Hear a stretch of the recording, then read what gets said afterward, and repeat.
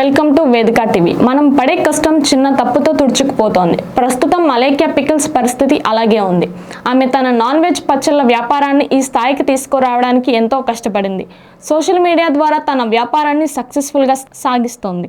అయితే social media మనల్ని ఎంత పైకి ఎత్తుతుందో అంతే త్వరగా మనల్ని కింద పడేస్తుంది.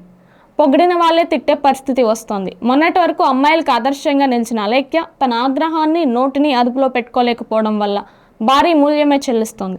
చివరికి తన వ్యాపారాన్ని మూసేయాల్సిన పరిస్థితికి వచ్చింది.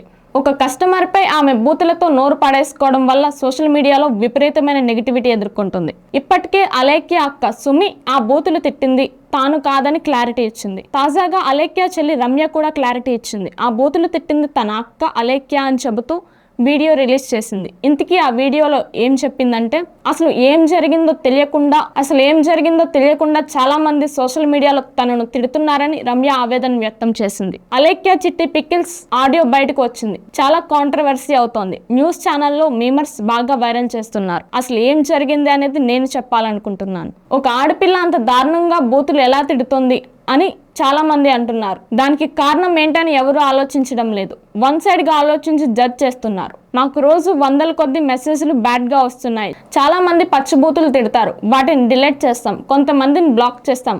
కానీ ఆడియో విషయంలో పొరపాటు జరిగింది. మా అక్కను తిట్టిన వ్యక్తికి పెట్టాల్సిన మెసేజ్ పొరపాటును వేరే అబ్బాయికి పెట్టింది. దాన్ని వెంటనే డిలీట్ చేసింది. కానీ అతడు దాన్ని తనకే పంపించారంటూ సోషల్ మీడియాలో షేర్ చేశాడు. ఈ విషయం ముందే చెప్దాం అనుకున్నాం, కానీ మా వాట్సాప్ కు 35,000 మందికి పైగా రిపోర్ట్ కొట్టారు. వాట్సాప్ ఓపెన్ కాలేదు, అందుకే స్పందించలేకపోయాం. మేము బ్యాడ్ మెసేజ్ చేసిన వ్యక్తికి సారీ చెప్పాం. అతడి కుటుంబ సభ్యులకు కూడా క్షమించమని అడిగాం. పొరపాటున మెసేజ్ పెట్టడం వల్లే ఈ వివాదం చెలరేగింది అని చెప్పుకొచ్చింది. అలాంటి వారిని తప్పకుండా తిడతాం. సోషల్ మీడియా ద్వారా ఎంతో నెగిటివిటీ ఎదుర్కొంటున్నట్లు రమ్య చెప్పుకొచ్చింది. చాలా మంది పర్సనల్ గా బూతులతో అటాక్ చేస్తున్నారు.